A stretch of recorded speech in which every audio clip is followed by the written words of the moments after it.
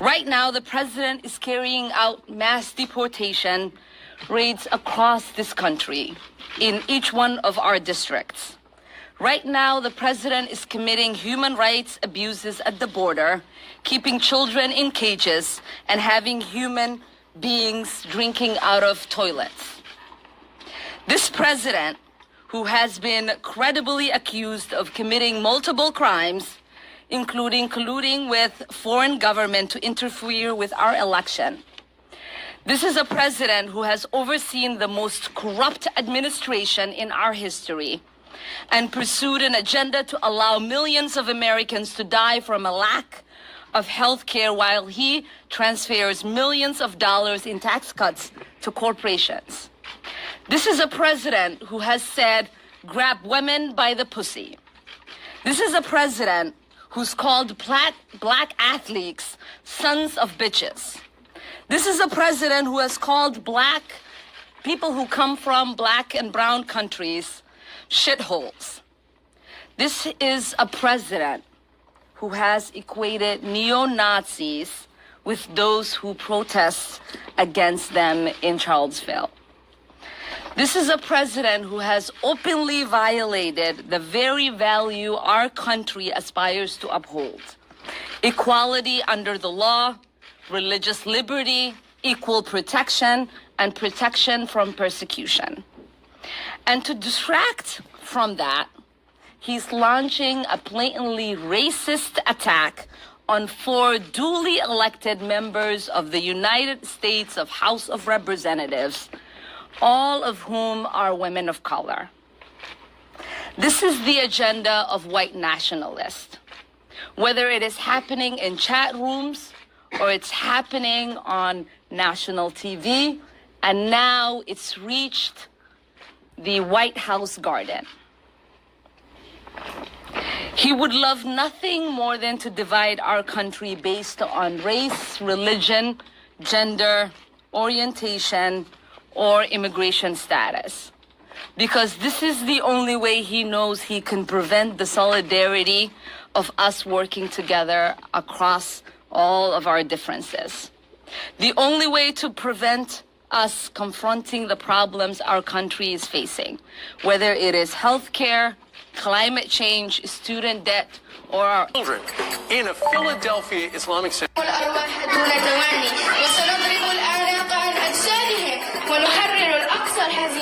After a shocking video surfaced showing children in a Philadelphia Islamic center chanting and vowing to chop off heads and sacrifice their lives in the name of Allah.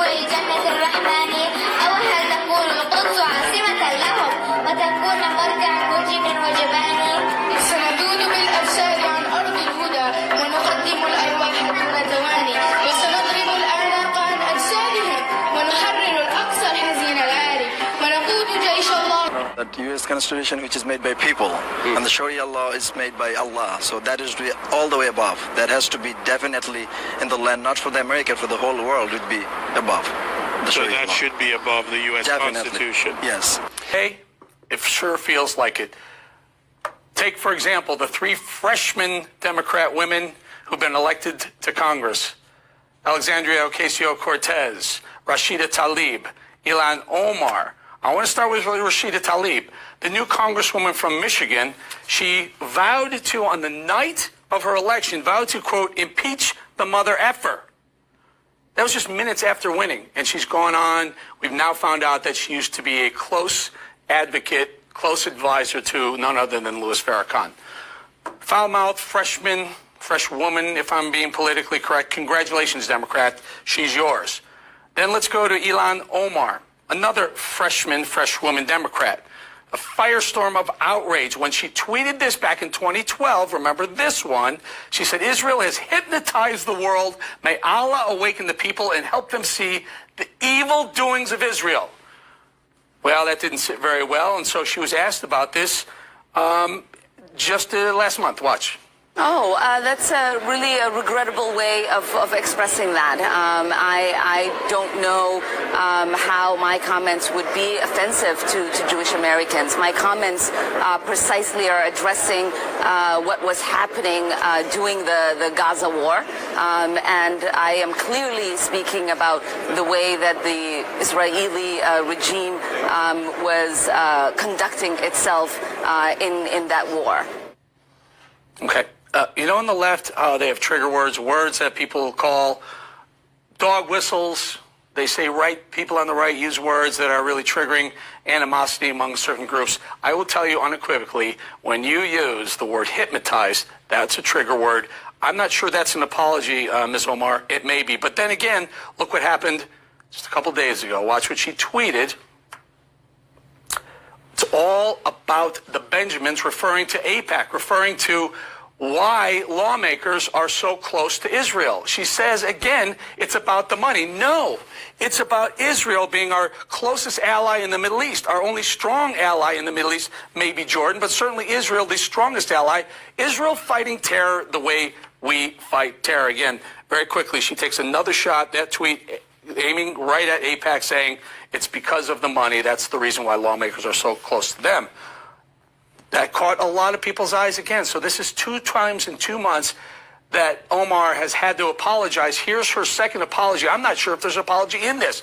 We can put it up there for a full screen. I'm not going to read it again. She basically outlines why it's okay saying what she said, although some people think she needs. And also, she was wrong. CARE wasn't founded after 9/11. It was founded in 1994. They started to advocate more after 9/11 simply because of the way a lot of Muslims were treated after 9/11. And she was born in Somalia, and I'm from Montana. We're both Americans, and we see the United States through different lenses. And I think there is a way. Her point is that she's trying to get Muslims more active in America. They're not guests here, they're Americans.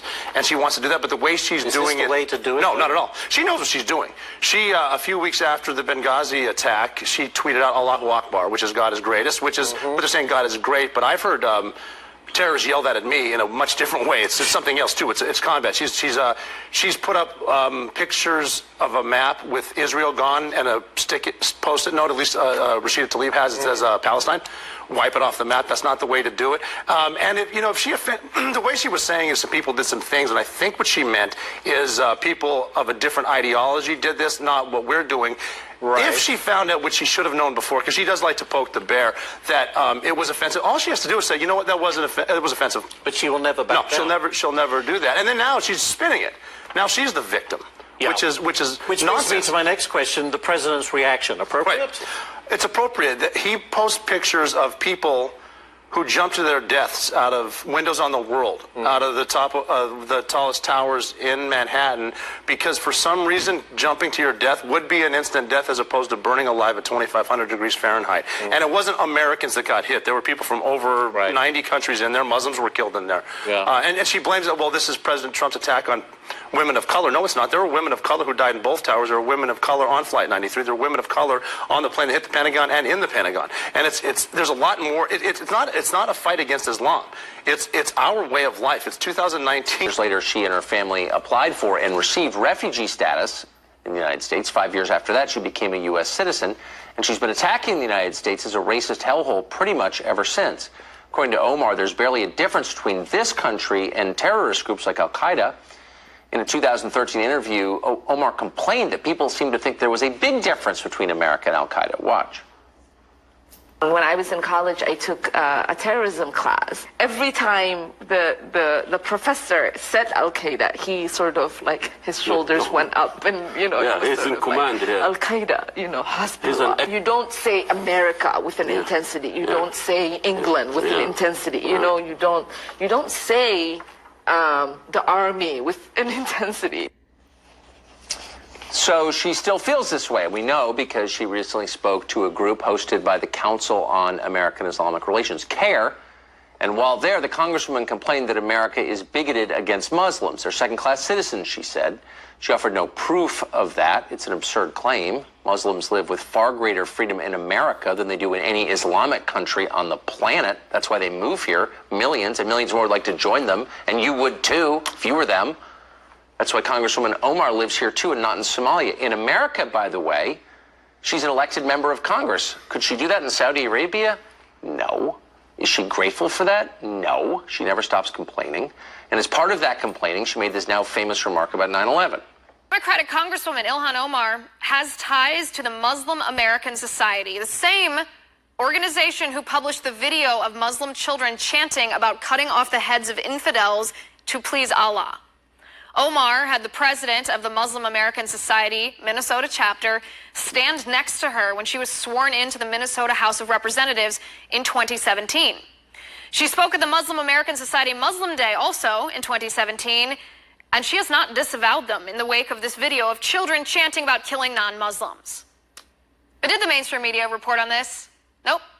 The mainstream media ignores the radical anti-Semitism of the Democratic Party. The New York Times... Representative Omar embodies a vile, hate-filled, anti-Semitic, anti-Israel bigotry. This is not a time for politics. This is a time for the Democratic leaders in this institution to do the right thing. They should... We have shown this video a lot. Congresswoman Ilhan Omar talking about 9/11. Roll tape. CARE was founded after 9/11. Because they recognized that some people did something and that all of us were starting to lose access to our civil liberties. Well, President Trump tweeted out a video slamming Omar for her comments, and Speaker Pelosi then came